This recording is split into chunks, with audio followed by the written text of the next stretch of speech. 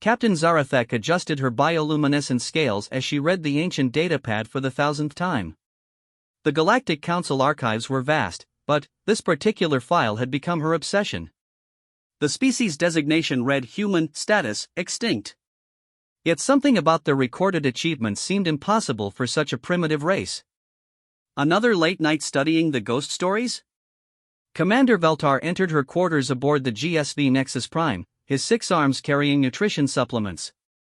The hegemony's finest exploration vessel housed representatives from 47 different species, but none had ever seen a human. "These aren't ghost stories," Zarathek replied, her tentacles dancing across the holographic display. "Look at this combat record. The humans fought a war against the Vextai Empire and won. The Vextai had ships that could crack moons." Veltar's mandibles clicked in amusement. "Ancient propaganda, Captain. Every extinct species claims they were mighty warriors. The humans probably made up these stories to seem important." The data files painted a different picture. 300 years ago, humanity had emerged from a small blue world in the Outer Rim territories. Within 50 years, they had built an interstellar civilization that challenged the galaxy's greatest powers. Their ships were crewed by current standards, using chemical propulsion and primitive energy weapons, yet they had achieved victories that defied explanation. "Listen to this battle report," Zarathek said, her voice filled with wonder. "A single human vessel called Defiance held off an entire KRYLLNX assault fleet for 6 hours. The ship was outgunned 50-1. Impossible. No crew could survive that level of sustained fire. That's what makes it interesting. Every report mentions the same thing about humans. They never surrendered. Never retreated when others would have run. They fought like cornered predators, even when facing certain death." The archives contained hundreds of such stories. Human colonies that held out against impossible sieges. Trading vessels that outmaneuvered pirate fleets 3 times their size. Diplomatic missions that convinced warring species to make peace through sheer determination. Dr. Keflar, the ship's xenobiologist, joined their conversation. His crystalline form shimmered as he accessed the data. "I've been analyzing their physiology. Humans were remarkably unremarkable. Average strength, moderate intelligence, short lifespans. By every metric, they should have been another footnote in galactic history. Yet they weren't," Zarathek insisted. "Something made them special. The most puzzling aspect was their disappearance. One day, human ships simply stopped appearing at trade stations. Their colonies went silent. The galaxy assumed they had finally met their match against some superior force. But no evidence of conquest existed. No debris fields, no distress calls, no refugee populations. Humanity had vanished as mysteriously as they had emerged. Perhaps they evolved beyond physical form, Dr. Keflar suggested. Some species transcend corporeal existence when they reach sufficient technological advancement. Or they were wiped out by disease, Veltar added. Biological warfare was common during that era. Zarathek wasn't satisfied with simple explanations. She had spent years studying every available human artifact. Their literature spoke of concepts her species barely understood. Honor. Sacrifice. Standing firm against overwhelming odds not because victory was possible, but because it was right. Captain, Navigation Officer Thelmock's voice crackled through the calm system. "We're approaching the Sol system. The birth world coordinates are confirmed." The bridge crew assembled as the Nexus Prime dropped out of hyperspace. Before them lay a yellow star with 9 planets, exactly as the ancient records described. The third planet glowed blue and white, covered in vast oceans and swirling clouds. "Life signs?" Zarathek asked. "Detecting primitive electromagnetic emissions. Radio waves, mostly. The technology is centuries behind current standards." "Fascinating. Perhaps humans devolved after their civilization collapsed." The away team prepared for surface exploration. Standard protocols required minimal contact with primitive species, but Zarathek's scientific curiosity overrode caution. They would observe from a distance and gather data. Their shuttle descended through Earth's atmosphere, passing over vast continents dotted with structures. Cities sprawled across the landscape, connected by transportation networks. The humans had rebuilt, but at a much simpler technological level. "Look at those vehicles," Dr. Keflar observed. "Chemical combustion engines. How quaint. No plasma weapons or energy shields," Veltar noted. "They're completely defenseless." The shuttle landed in a remote forest clearing. Through stealth technology, the crew remained invisible while conducting their survey. Hidden cameras and sensors gathered information about the local population. The humans they observed seemed ordinary. They went about daily routines, working in structures, traveling in primitive vehicles, engaging in social interactions. Nothing suggested these were descendants of the legendary warriors who had once challenged galactic superpowers. "Captain," Dr. Keflar's voice carried excitement. "I'm detecting something unusual. The electromagnetic signatures aren't random. They're coordinated. Communications networks? More than that. Look at this traffic analysis. Information flows between every major population center. Data streams, financial transactions, entertainment broadcasts. This planet has a unified communication system spanning the entire globe." Zarathak studied the readings.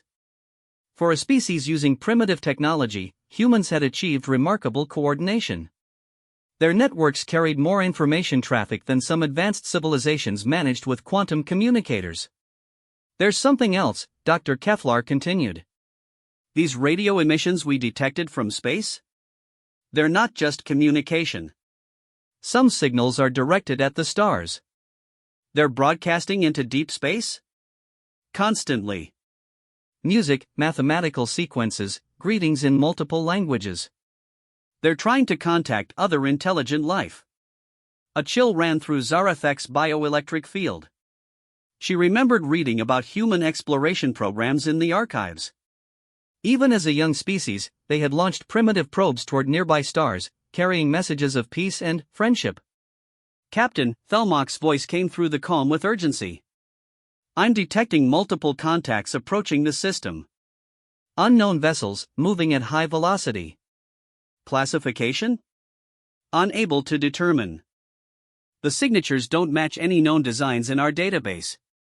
Through the shuttle's viewports, the crew saw streaks of light crossing the night sky. Not meteors or natural phenomena, but controlled movement. Something was entering Earth's atmosphere from multiple vectors. "Those are ships," Veltar whispered. The vessels descended in perfect formation, their hulls gleaming with unknown metals. They were sleek, elegant, and clearly built with technology far beyond current galactic standards. As they approached the surface, their energy signatures became visible to the shuttle's sensors. "Impossible," Dr. Keflar breathed. "Those power readings are off the scale. Each ship generates more energy than our entire vessel." "Who are they?" Thelmach asked. Zarathak's blood turned cold as understanding dawned. "The radio broadcasts, the global communication networks, the peaceful messages sent to the stars. The humans hadn't evolved after their civilization collapsed. They had been rebuilding, quietly preparing for their return to the galaxy." "Signal the Nexus Prime," she ordered. "Emergency alert to Galactic Council headquarters." "What should I tell them?" "Tell them the humans are back." The unknown vessels touched down near major population centers across the planet. As their landing ramps descended, figures emerged that made Zarathak's worst fears reality. Tall, bipedal beings with familiar proportions. Their clothing was simple, their weapons minimal, but they moved with the confident grace of apex predators. Through their surveillance equipment, the crew watched as these returning humans met with the planet's current inhabitants. No violence, no conquest. Just reunions between family members separated by time and space. They left, Zarathak realized. 300 years ago, when they vanished from the galaxy, they didn't die. They went home. But why? Veltar asked. To prepare. To build. To become worthy of the legends they knew others would tell about them. The implications were staggering. While the galaxy had spent centuries assuming humans were extinct, they had been evolving, advancing, perfecting their technology in secret. The primitive radio signals weren't signs of regression. They were camouflage, designed to make Earth appear backward and non-threatening. Captain, Dr. Keflar's voice shook with fear. I'm reading massive energy spikes from the landed vessels. Whatever technology they're using, it's beyond our ability to analyze. Are they scanning us? Negative. They're powering up for launch. One by one, the mysterious ships lifted off from Earth's surface. As they ascended, their true nature became clear. These weren't exploration vessels or diplomatic transports. They were warships, built with 3 centuries of hidden advancement and powered by technologies the galaxy had never seen. How many? Zarathek asked. Dozens from this planet alone, Thelmach replied. But, Captain, I'm detecting similar launches from other systems. The radio telescope data suggests humans have been broadcasting from multiple worlds. Multiple worlds? They've been colonizing while maintaining radio silence. Earth was never their only home. It was their capital. The scope of human preparation became clear. For 300 years, while the galaxy assumed they were extinct, humans had been building a secret empire. Dozens of worlds, thousands of ships, technologies that made current galactic standards seem primitive. Captain, Veltar's voice carried grim understanding. If they've been planning this for centuries, what's their objective? Before Zarathek could respond, the shuttle's communication system activated. A calm human voice spoke in perfect galactic standard, despite their species supposedly having no contact with the galaxy for 3 centuries. Greetings, Captain Zarathek of the Galactic Council vessel Nexus Prime. This is Admiral Sarah Chen of the Human Colonial Defense Force. We've been monitoring your presence in our system. How do you know our names? We know many things, Captain. We know about the wars currently ravaging the Outer Rim territories. We know about the Devourers threatening civilian populations. We know the Galactic Council has been unable to provide adequate protection. Zarathek's mind raced. The Devourers were a recent threat, appearing only months ago.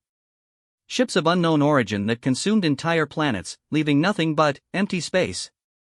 The galaxy's combined fleets had proven helpless against them. We also know, Admiral Chen continued, that you've been studying our history. Learning about what humans achieved with primitive technology and outdated weapons. We're honored by your attention to our legacy. What do you want? To finish what we started. 3 centuries ago, we fought to protect the innocent from those who would exploit them. We left not because we were defeated, but because we knew greater threats would come. Threats that would require us to be more than we were. Through the shuttle's sensors, Zarathek watched as human ships assembled in formation above Earth. Their number continued growing as vessels arrived from other systems. Each ship radiated power that dwarfed anything in the current galactic arsenal. The Devourers represent extinction for every species in this galaxy, Admiral Chen explained. Your current defenses are insufficient. Your ships are too slow, your weapons too weak. But we have spent 300 years preparing for this moment. You're offering to help? We're not offering, Captain. We're returning to fulfill our purpose. Humanity didn't become legends by accident. We earned those stories through sacrifice, determination, and refusing to yield when others would surrender. The communication ended, leaving the shuttle crew in stunned silence. Above them, the human fleet completed its assembly and engaged faster than light drives that defied every known law of physics. In seconds, they were gone, heading toward the Outer Rim where the Devourers threatened civilized worlds. Captain, Dr. Keflar whispered. What have we discovered? Zarathek stared at the empty space where the fleet had vanished. She thought about the legends, the stories that had seemed too incredible to believe. Stories of humans fighting impossible odds and somehow finding victory.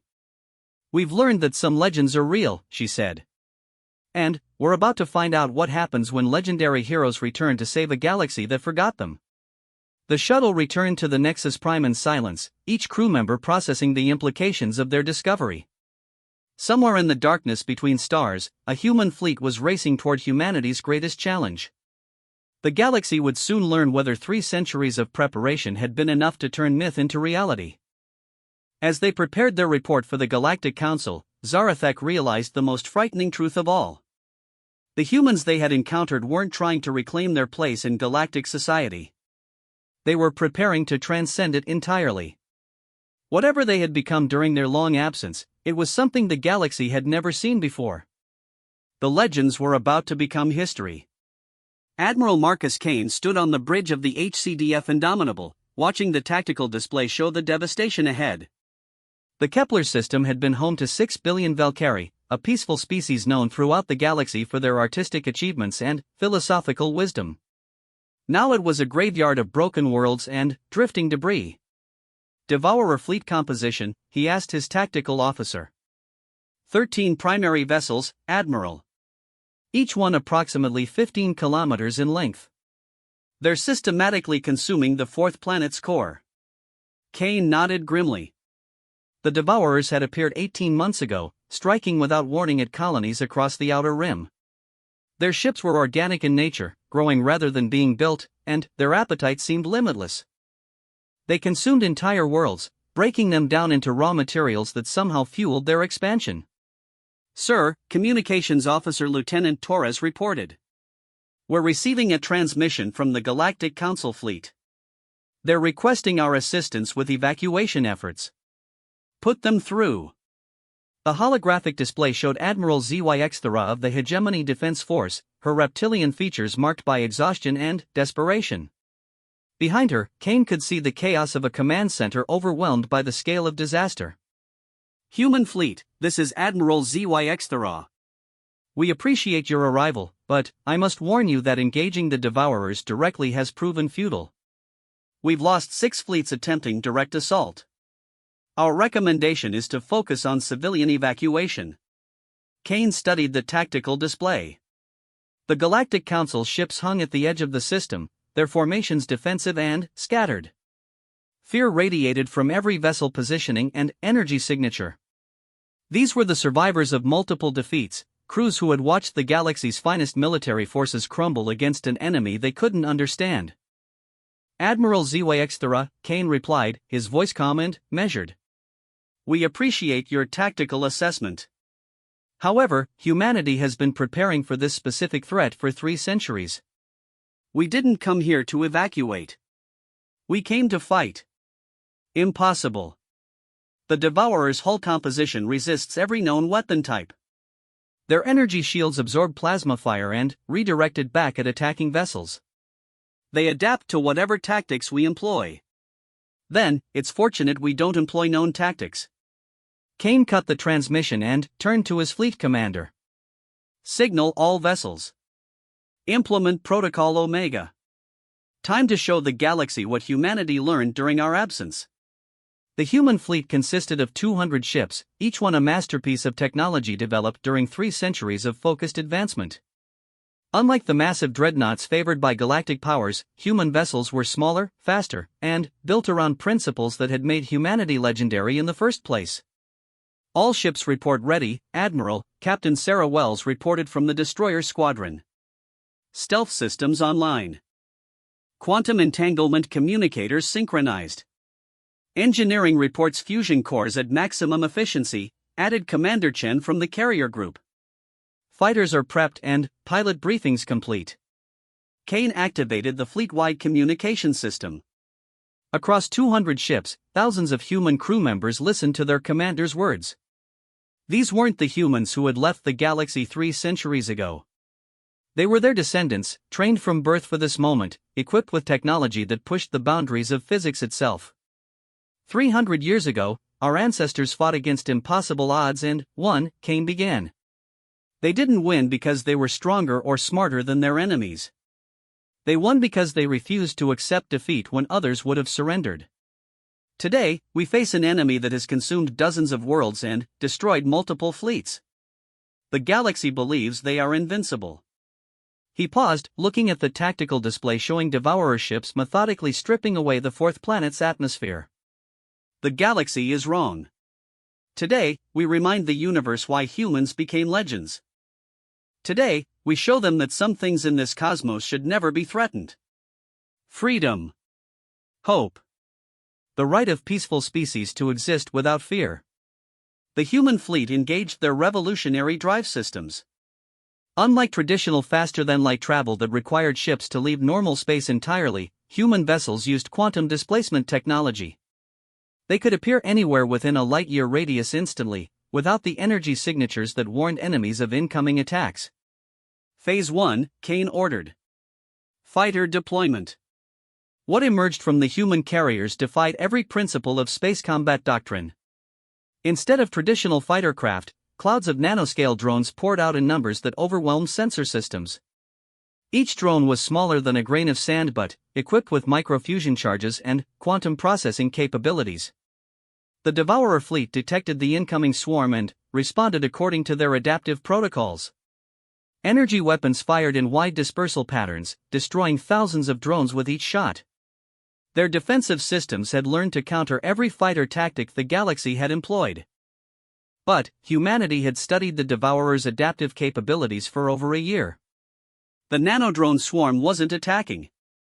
It was collecting data, mapping energy patterns, and analyzing the organic ship's biological processes in real time.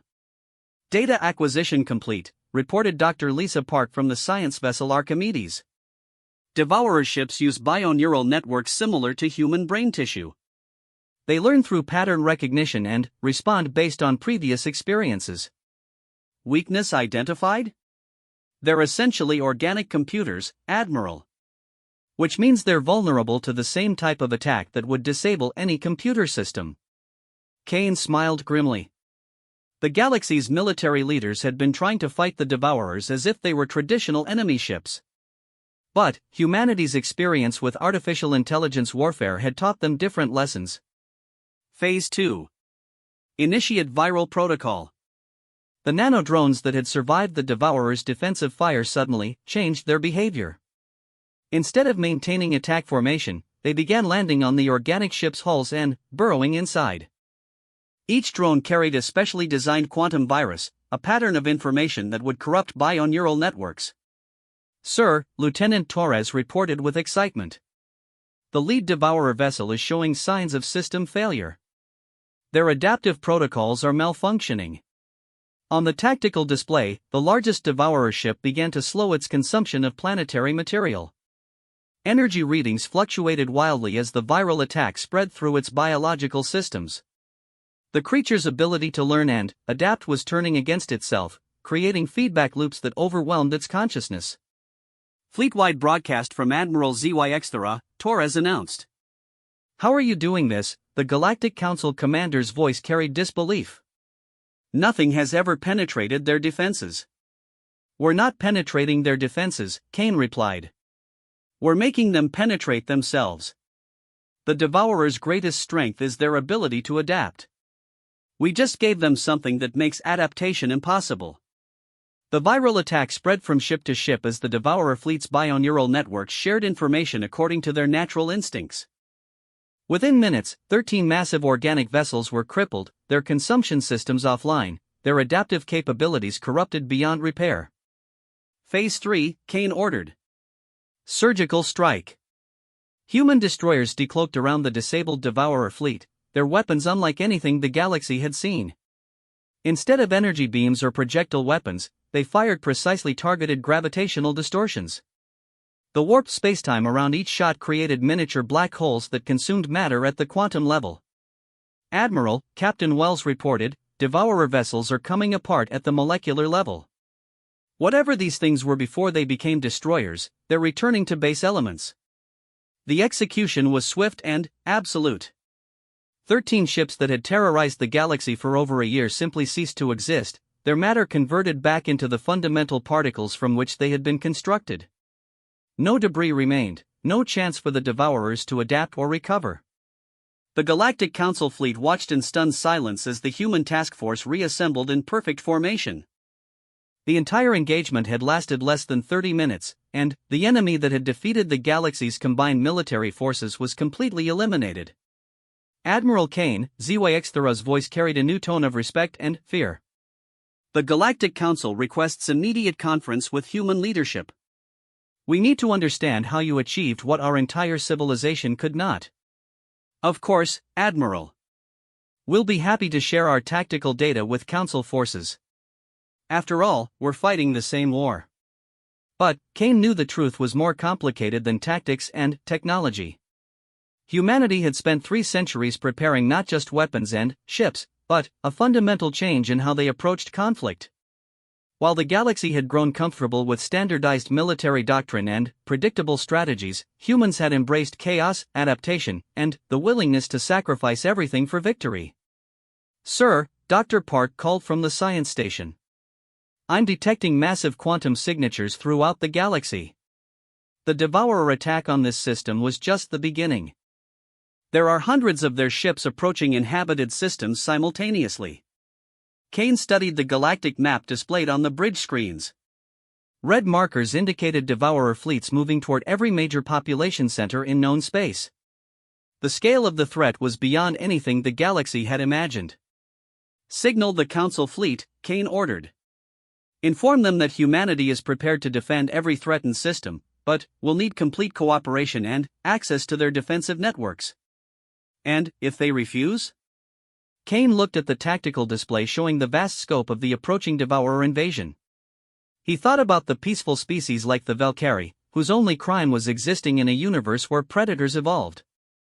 He thought about the legends his ancestors had created through their refusal to abandon the innocent.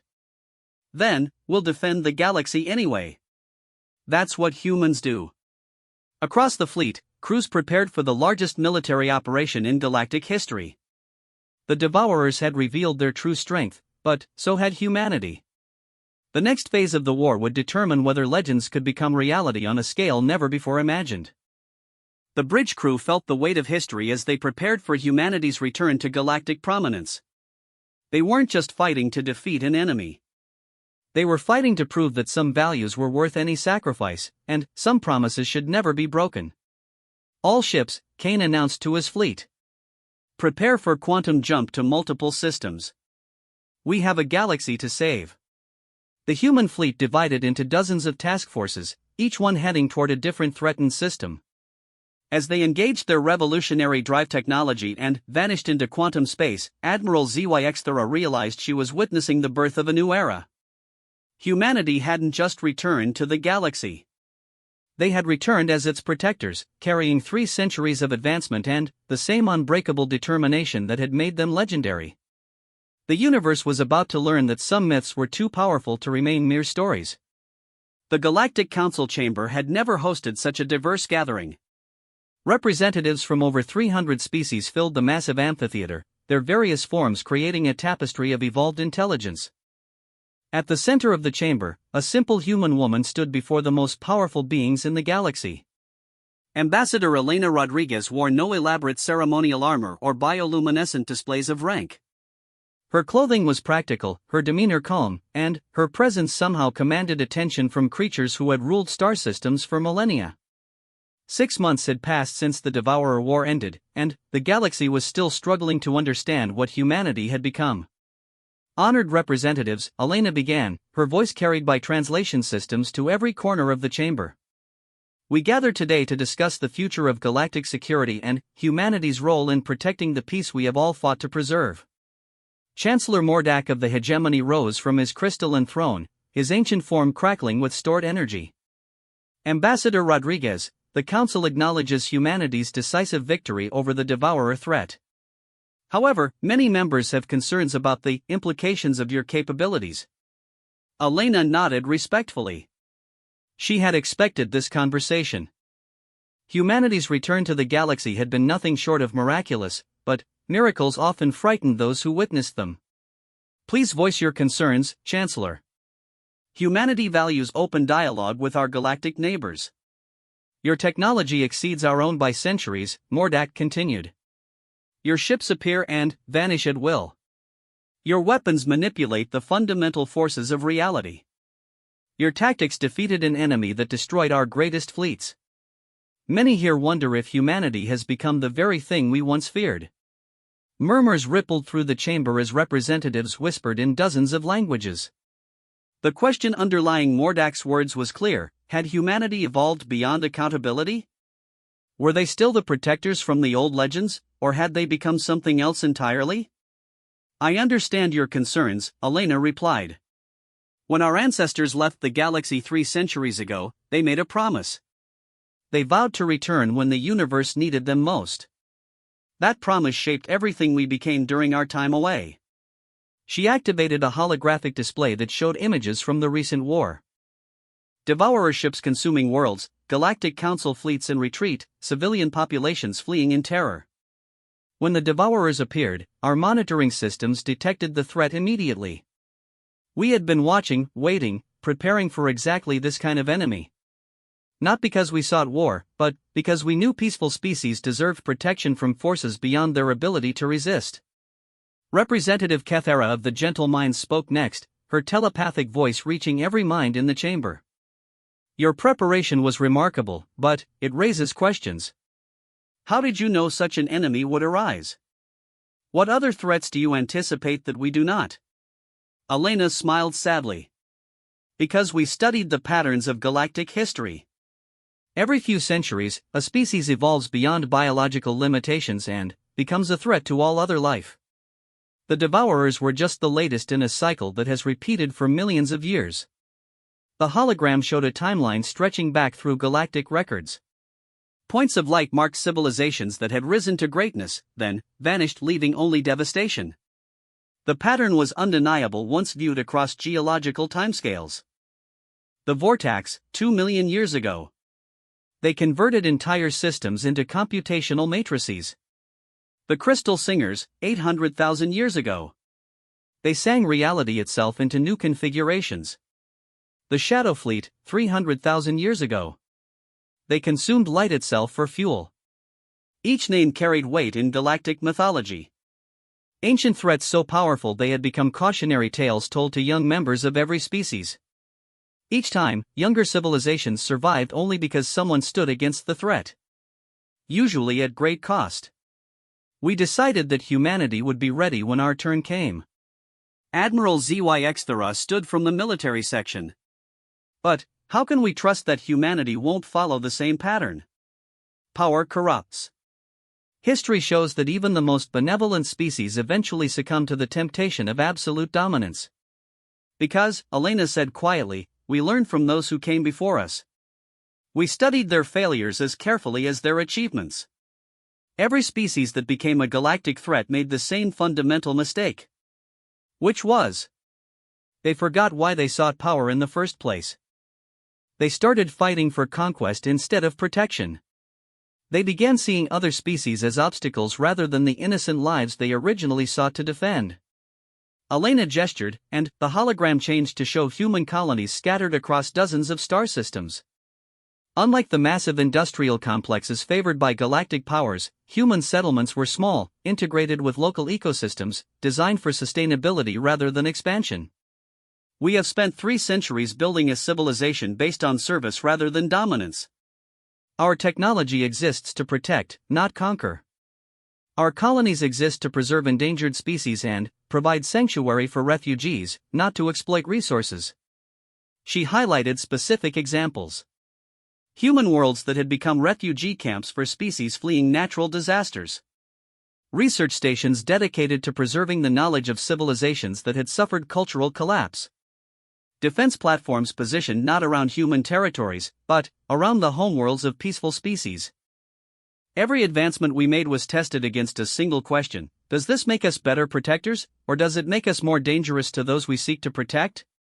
Council member Veltar of the Trading Union leaned forward. That sounds noble, Ambassador, but we have seen your weapons. Technology that can unmake matter at the quantum level. Ships that exist outside normal spacetime. How do we know you won't use these capabilities against us?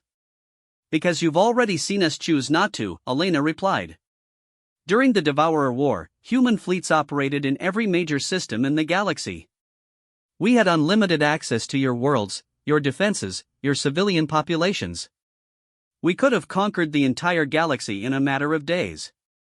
The chamber fell silent as representatives contemplated this truth. At the height of the crisis, human ships had appeared everywhere, engaging devourer fleets with technology that made galactic defenses seem primitive. The opportunity for conquest had been absolute. Instead, we protected your worlds. We shared our technology freely with your military forces. We coordinated with your commanders rather than replacing them. We fought to preserve the galactic community, not to rule it. Admiral Zyxthera nodded slowly. I can confirm this. Human forces consistently deferred to local command structures when possible. They provided support rather than taking control. Which brings us to our proposal, Elena continued. Humanity requests formal recognition as the galaxy's guardian species. Not as rulers or conquerors, but as specialized protectors dedicated to defending peaceful civilization from threats beyond normal military capabilities. The request sent ripples of excitement and fear through the chamber. Guardian status was a concept from ancient galactic law, created in response to species-level threats that required extraordinary measures to combat. What would this guardianship entail? Chancellor Mordak asked. Complete transparency in our military capabilities and intentions. Regular inspections of our facilities by council representatives. Formal oversight of our defensive operations. In exchange, we ask for the authority to act swiftly when facing threats like the Devourers. Elena activated a new display showing proposed organizational structures. Guardian status would allow human fleets to maintain permanent defensive positions throughout the galaxy. We would establish rapid response protocols for emerging threats. Most importantly, we would create joint training programs to share our defensive technologies with all member species. You would share your advanced weapons technology? Representative Kethera asked. We would share our defensive technologies. The weapons that stopped the Devourers were designed specifically for that threat. We have no interest in proliferating galaxy-destroying capabilities. But shield generators, stealth systems, medical advances, and faster-than-light communication technology would be freely available to all council members. The offer was unprecedented. No species in galactic history had voluntarily shared their technological advantages with potential rivals. The very concept challenged fundamental assumptions about how advanced civilizations behaved. Why? Council member Veltar asked. What does humanity gain from this arrangement? Elena looked around the chamber at the hundreds of species represented. Beings who had evolved on countless worlds, developed unique cultures, contributed irreplaceable knowledge to the galactic community. We gain the certainty that the universe will remain diverse, she said. That beauty and wonder and creativity will continue to flourish across the stars. That peaceful species will never again face extinction because no one was prepared to defend them. She paused, remembering the archived footage of human ancestors fighting impossible battles against overwhelming odds. 3 centuries ago, our people became legends by refusing to abandon the innocent when facing superior forces. That choice defined us as a species. It shaped every decision we made during our time away. We don't want to rule the galaxy. We want to ensure that those who do rule it deserve the responsibility. The debate continued for hours as representatives discussed the implications of Elena's proposal. Some species worried about human dominance, others about the precedent of accepting protection from a more advanced civilization. But, gradually, a consensus emerged. The galaxy had witnessed humanity's character during the Devourer crisis. They had seen humans sacrifice their own ships to protect alien colonies. They had watched human medical teams treating wounded from dozens of species. They had observed human engineers working tirelessly to repair damaged infrastructure without asking for compensation. The Galactic Council recognizes humanity as guardian species, Chancellor Mordak announced as the formal vote concluded. May this alliance bring lasting peace to our shared cosmos. Elena felt the weight of history settling on her shoulders. Humanity had achieved something unprecedented, they had become powerful enough to dominate the galaxy and chosen instead to protect it. The legends their ancestors had created through courage and sacrifice had evolved into something greater. As representatives began filing out of the chamber, Admiral Zyxthera approached Elena. Ambassador, I have one final question. What happens if humanity itself becomes corrupted? Who protects the galaxy from its guardians? Elena smiled, thinking of the monitoring systems humanity had built into their own civilization. The checks and balances designed to prevent exactly the kind of corruption that had destroyed previous guardian species. We do, she said simply. We protect the galaxy from ourselves, just as we protect it from external threats. That's what guardianship means. The willingness to sacrifice even your own power to preserve what matters most. Years later, historians would mark this moment as the beginning of the Guardian Era.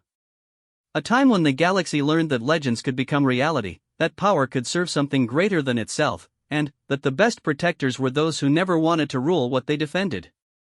Humanity had returned to the stars not as conquerors, but as caretakers. The universe would never again face its darkest threats alone.